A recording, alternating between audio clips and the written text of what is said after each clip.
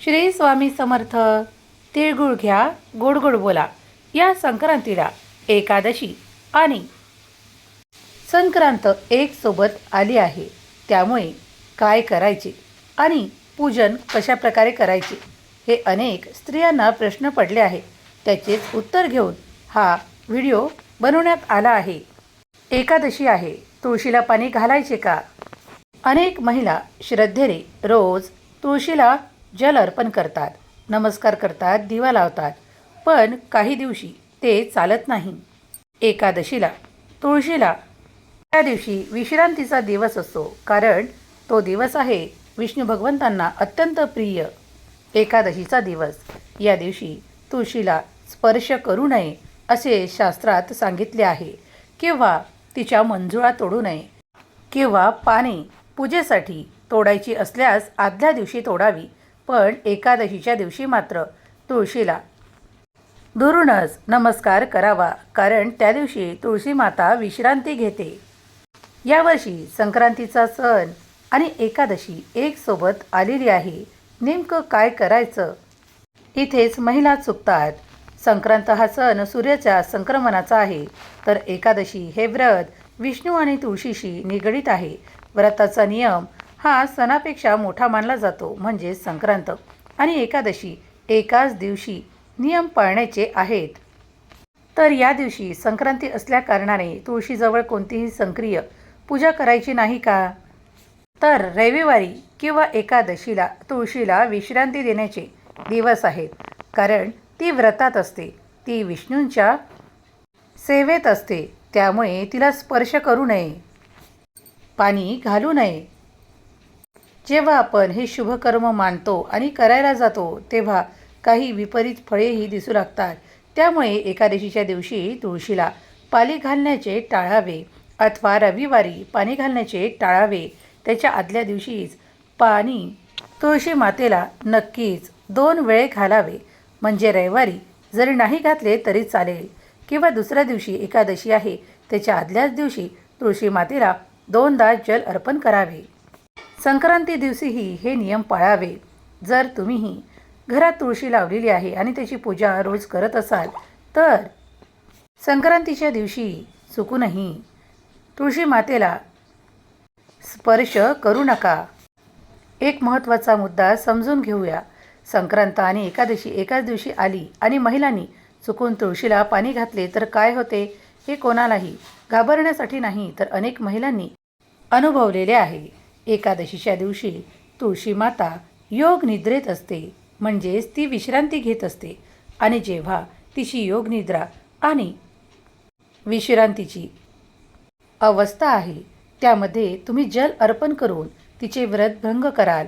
म्हणूनच संक्रांत हा सूर्यदेवाचा दिवस आहे, आणि त्या व्रतामुळे जर तुळशीचे व्रत पाणी घातल्याने भंगत असेल, तर ही चुकूनही करू नका. एकादशीची शांत ऊर्जा आणि संक्रांतीची तीव्र ऊर्जा एकाच दिवशी येते, तेव्हा तुळशी अत्यंत संवेदनशील अवस्थेत असते. त्या दिवशी तुळशीला पाणी घातल्यास घरातील सकारात्मक ऊर्जा विस्कळीत होते. घरातील वादविवाद वाढू शकतात. जरीही काही असे परिणाम सतत दिसतील नाही, तरीही काही काळानंतर ते दिसू लागतील. तेव्हा पती पत्नींमध्ये वादविवाद वाढू शकतात, दुर्दैव ओढू शकते.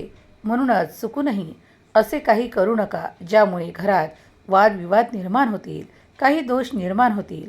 जर तुम्ही निरंतर तुळशीला पाणी देत असाल, तर निदान त्या संक्रांतीच्या दिवशी तरी ते कर्म टाळावे. तुळशीसोबतच महालक्ष्मी मातेचेही काही नियम आहेत, ज्याप्रमाणे तुळशीला पाणी न घालणे तुळशीचा अपमान नाही, तर तिचा सन्मान आहे, कारण ती त्या दिवशी व्रतस्थ असते.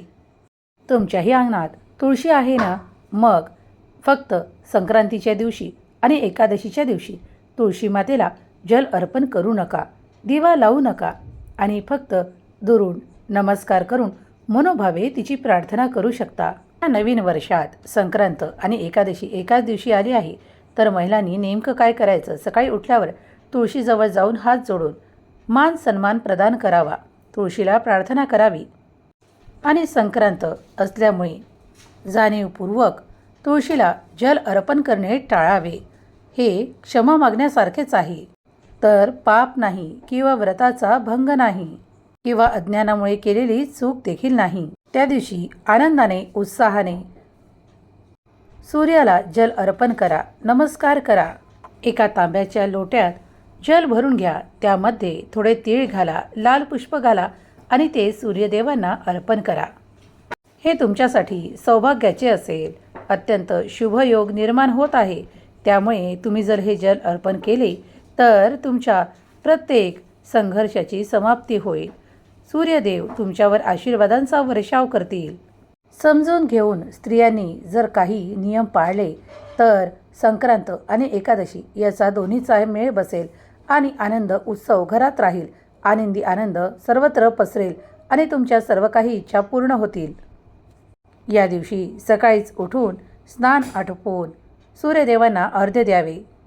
स्त्रियांना मंदिरात जाऊन दुपारनंतर रुक्मिणी मातेला वाण द्यावे. त्यानंतर इतर स्त्रियांना तुम्ही हळदी कुंकू लावून वाण देऊ शकता. या दिवशी सुवासिनींचा सन्मान करायचा असतो. त्याचप्रमाणे संक्रांतीला तिळगुळ वाटण्याचे अत्यंत महत्त्व आहे. एकमेकांना तिळगुळ द्या, नमस्कार करा आणि प्रेमाचे शब्द बोला. तिळगुळ घ्या, गोडगोड बोला. यामुळे तुमच्यातील स्नेहसंबंध अधिक दृढ होतील. हा सण एकत्र येण्याचा आहे. याच दिवशी पतंगही उडवली जाते. सर्व एकत्र येऊन पतंग उडवतात आणि तिळगुळाचे एकमेकांना देवाणघेवाण करतात. मकर संक्रांतीच्या पर्वावर अत्यंत शुभ फळे प्राप्त होतात. जे कोणी व्रत पूजा करत असतात त्यांनी योग्य प्रकारे जर दानही दिले तरी त्याचे अधिक फळ प्राप्त होते. मंदिरात जाऊन हे दान करायचे असते. या मागील व्हिडिओमध्ये ते दान 12 राशीप्रमाणे सांगितलेले आहे. तो व्हिडिओ अवश्य पहा. संक्रांतीला 12 राशीलाही कोणते कोणते दान करायचे आहे हा व्हिडिओ आधीच टाकलेला आहे. तो तुम्ही चॅनलवर जाऊन बघू शकता. सर्वांना ही मकर संक्रांत शुभ, आरोग्याची, आनंदाची आणि सुखाची जाओ हीच स्वामी माऊली चरणी प्रार्थना. सर्वांना ही शुभ संक्रांत भरभराटीची, आरोग्याची आणि आनंदाची, आशीर्वादाची असो ही स्वामी माऊली चरणी प्रार्थना. ही माहिती, हा व्हिडिओ तुम्हाला आवडला असल्यास तुमच्या प्रियजनांना शेअर करण्यास विसरू नका. चुकून जरी एकादशीच्या दिवशी तुमच्या हातून तुळशीला कधी स्पर्श झाला असेल तर त्यासाठी क्षमा मागावी. शास्त्र भीती निर्माण करण्यासाठी नाही, शास्त्रातले नियम भीती निर्माण करण्यासाठी नाही, तर मानवाच्या सुखासाठी आहे. म्हणून प्रत्येक गोष्ट आनंदाने, प्रत्येक सण साजरा करा आणि आनंद मिळवा. ओम स्वामिनी आपले निरंतर स्वागत करते. जर चॅनलवर नवीन असाल तर सबस्क्राईब करायला विसरू नका. ही माहिती आवडल्यास शेअर नक्की करा आणि व्हिडिओला एक लाईक करा. वेळ दिल्याबद्दल धन्यवाद. श्री स्वामी समर्थ.